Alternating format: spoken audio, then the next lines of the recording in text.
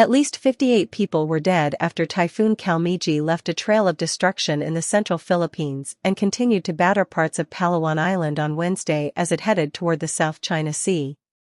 Among the fatalities were 6 military personnel whose helicopter crashed in Agusan del Sur on the island of Mindanao during a humanitarian mission.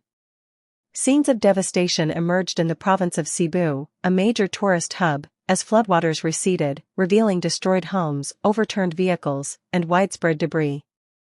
The disaster agency reported 13 people missing.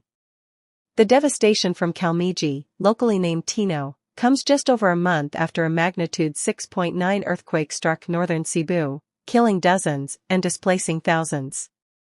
Kalmaegi, which has weakened after making landfall early Tuesday, is forecast to regain strength while over the South China Sea, State Weather Pagasa said in its latest bulletin. More than 200,000 people were evacuated across the Visayas region, including parts of southern Luzon and northern Mindanao, ahead of a storm that submerged homes and caused widespread flooding and power outages.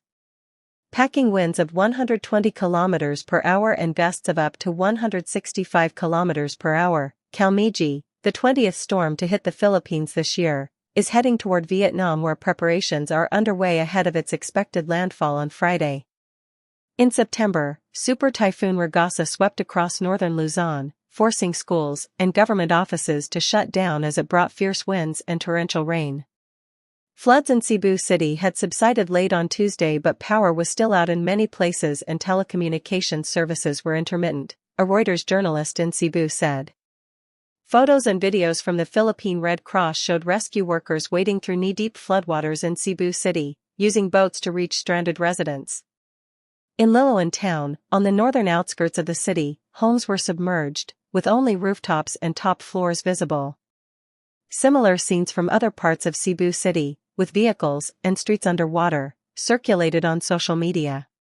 The typhoon is forecast to make landfall on Thursday night in Vietnam's central regions, which have already suffered heavy floods that killed at least 40 people and left 6 others missing over the past week.